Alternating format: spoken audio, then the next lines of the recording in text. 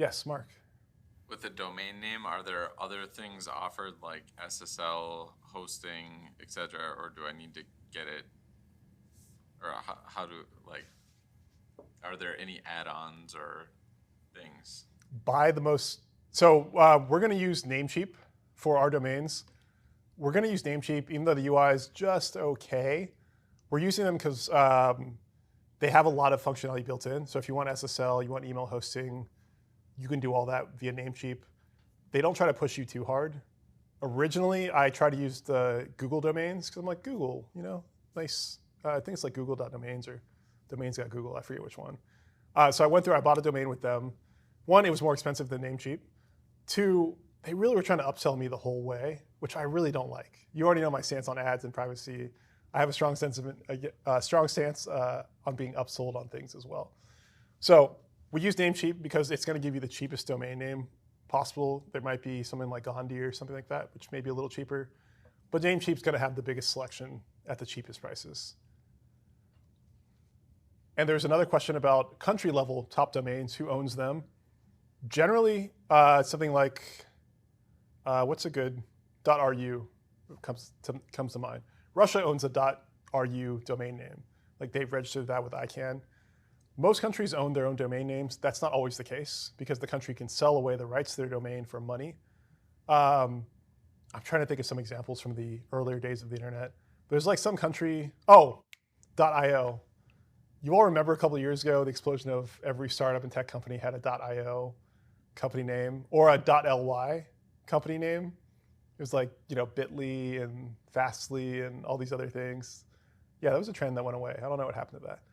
But the .ly domain name was actually a country TLD owned by somebody, some small island nation. And I think they sold it or they made a bunch of money from that .ly just because it happened to rhyme or go well with the English language.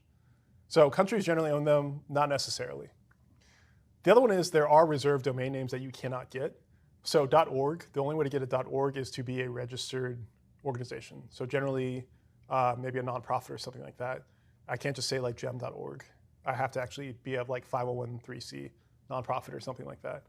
The other one is .edu. You have to be a legitimate educational institute to have a .edu domain name. Another one comes to mind is .gov. You can't get a .gov domain name. That kind of makes sense. Only legitimate government entities can do that.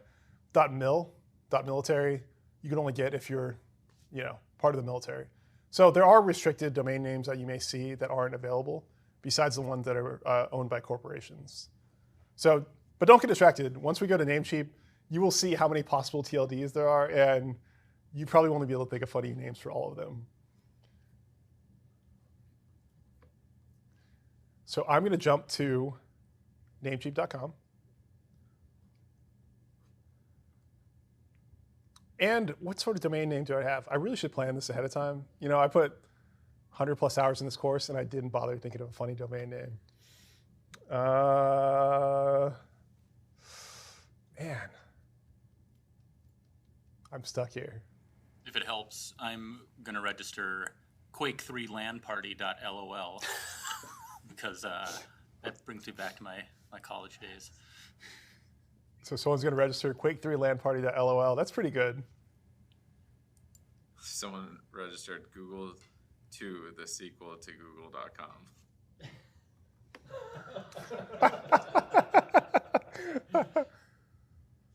All right, gemstock.lol. I wish I bought full stack. You do not need any of these services. SSL, we're going to do that ourselves, and we're going to do it for free. So you don't need any of this stuff. Business email, I will show you how to set up email forwarding as part of just a nice to have with the domain. It's pretty sweet. All right, so I'm going to check out. Already have an account with Namecheap. It's in my cart, so I'm just going to check out. Blah, domain privacy, sure. Confirm my order. We see here with the registration, remember we talked about ICANN? We pay them a fee every time we buy a domain or renew it. It helps keep the name servers alive, helps keep the internet running. I'm just going to buy it. An important thing on Namecheap or any other registrar. So Namecheap is known as a registrar. Google Domains, any sort of domain hosting are known as registrars because they register your domain to yourself as the owner. You always want a strong password. You always want two-factor authentication. There have been times in the past where people have,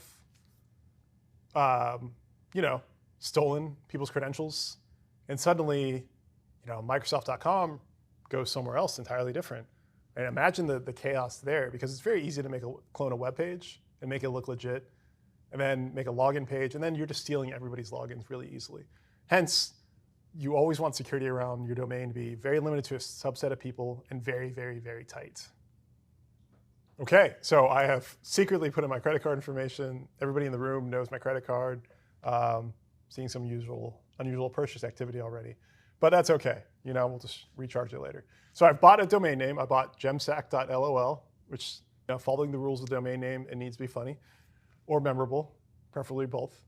So now we're into the domain management screen. So if you need to get to here in Namecheap, you just go to your domains list here. You can see all the domains that I own. I told you I should have just kept one of these. Like Netflix.college, it cost me like $70 a year to maintain this. And I don't do anything with it. I just bought it because I'm like, someday I'll do something with it. Netflix.design. Why do I own these? Really, dashboard? Anyways, we won't go into the issues with domain squatting and things like that. So we're going to go to gemstock.lol, and I'm going to go to manage. Okay.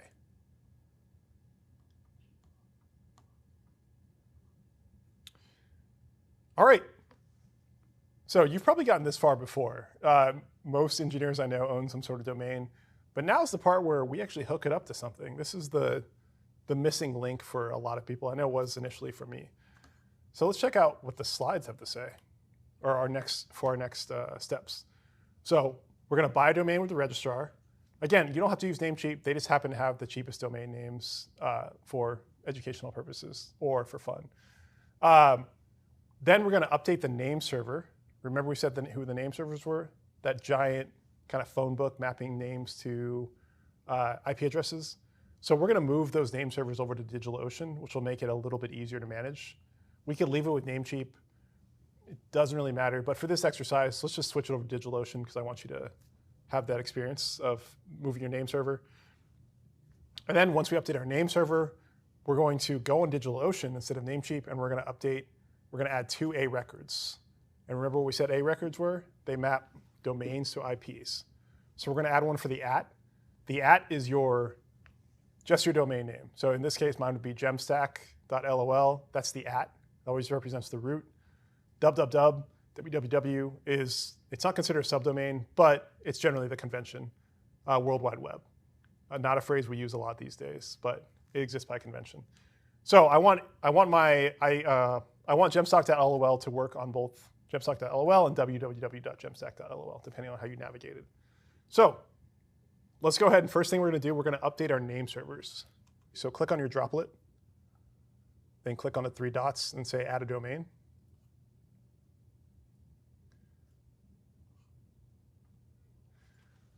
So we can do this first, we can do it after, it doesn't really matter. Let's do the name servers first.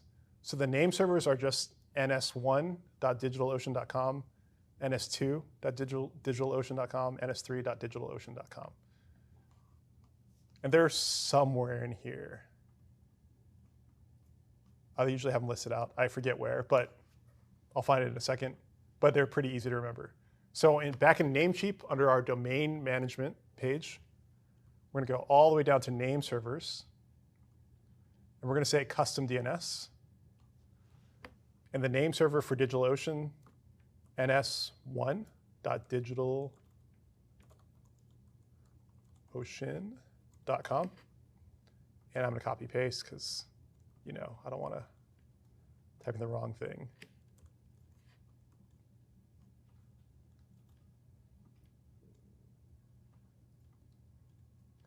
And we want to add all 3. So ns2, ns3. And all this is saying is Namecheap is a registrar. They say, hey, I own gemstock.lol. It's registered to me personally, my address. I'm the one in charge of renewing it, things like that. However, I'm going to move my actual DNS management over to DigitalOcean using their name servers. That means DigitalOcean will be the authoritative answer as far as where the domain actually goes. So I'm going to say save. It may take a second to propagate some of these changes because, again, there's a whole bunch of registrars and name servers. It can take anywhere up to a couple minutes for the changes to propagate across the internet.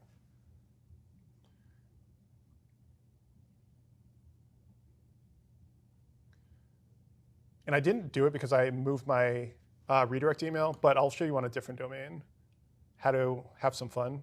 So I'll pick gogemgo.com. Again, a great domain name, but I haven't done anything with it. I also moved that DigitalOcean. Let me pick a random one that I know. Let's see. I'll pick Netflix.college. I really just need to drop these. I don't know why I'm paying for these. I'm sure everybody says that every year. So on Namecheap, a cool thing you can do is you can make an alias for all of your email addresses. So if I want to say, I want to make, I don't know, gemstack.lol, I can do that. So I can put a wildcard here.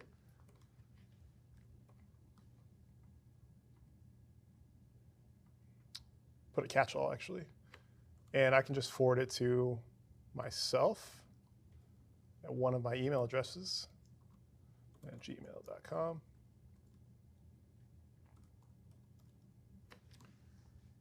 So now I can send any traffic. I can't write emails using this because it's just a forward.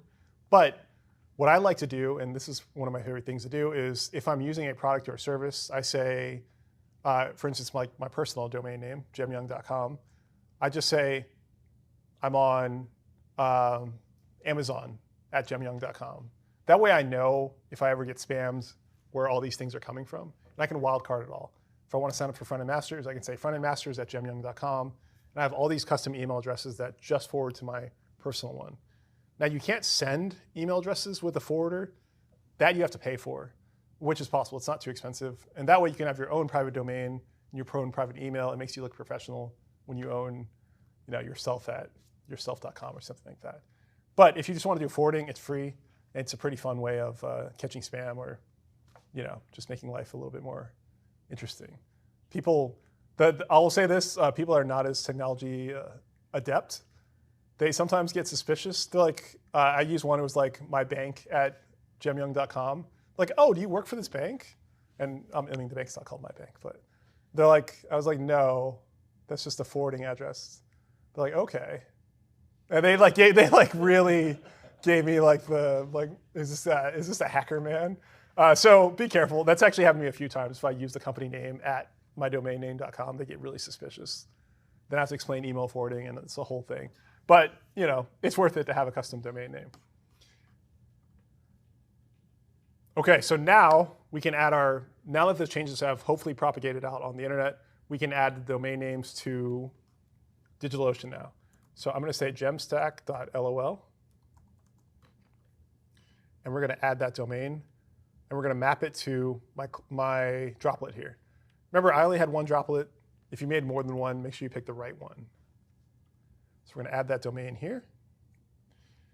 And of course, we can't just add it. We need to add a record. So remember we said the @ was the root. So that's just gemstack.lol. And we're going to pick, is the right one? See, this way you don't have too many droplets. That's the right one. Is it the right one? Let me double check. Scroll up to my actual IP address because I'm lazy. Yes, ends in 128.44. Okay, so this is the right one. So we're going to create an A record, and then we'll create another one for www. And we're going to map it to our droplet again. And then we're going to create another record.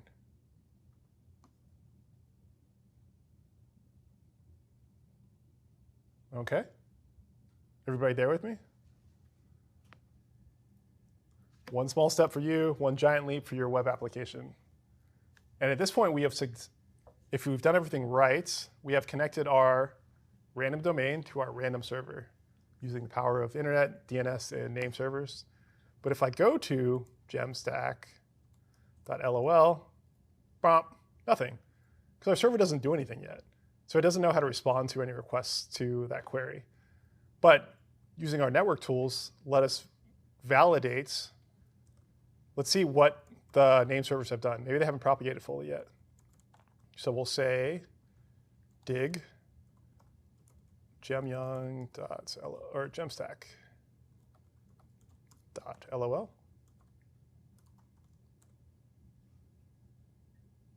And it's not available yet. Again, these changes can take time. So in the meantime, if it still hasn't happened for some reason because vagaries of the internet, we can always just use our IP address for now instead of our domain name. Let me try NSLookup. I don't know if that will tell me something different.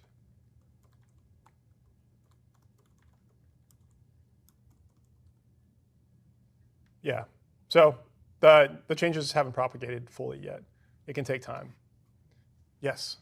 What service do you use to send emails from your domain? I think Namecheap, depending on who you're using to manage your name server, you can just buy a service. Namecheap will have it. I forget how much it costs. I know Google, you can do it with Google as well if you want to hand them control of your domain. So what'll happen if you want to do Gmail forwarding or like have a Gmail address with your domain, you have to hand, not control, but you need to move the name server over to Google domains, just like we did DigitalOcean. Then that way they can manage the DNS system. And then you can do email forwarding. I think DigitalOcean will allow it too. That's usually a service you have to pay for. If you just want to do email forwarding, that's free. You can do that for free. But if you want to send that email back out, that costs money. And here, there's a button to buy a private email for your domain name if you need. And if you need to transfer it to a different registrar, you would go to sharing and transfer. They usually make this pretty difficult because, obviously, I don't want someone buying randomly Netflix.com because they felt like it. Fun, yeah. I think Namecheap does, or like with the private email, at least back with one of my other domains, they do integrate with Google Workspace, or it used to be Google Apps for Business. But if you want that Gmail feel and Google Drive and everything, you just click a couple buttons and they configure the DNS in Namecheap, and they'll bill you for the Google account through your Namecheap account. Oh, nice. Did not know that. So for those who couldn't hear, Namecheap will hook up your domain to Google Drive and Gmail if you need, and they'll hook it all for you. I do like Namecheap. The UI may be a bit much, a little clunky, maybe more information than you need for most cases, but they are the cheapest and they're pretty reliable. I've used them for well over a decade now and haven't had any issues.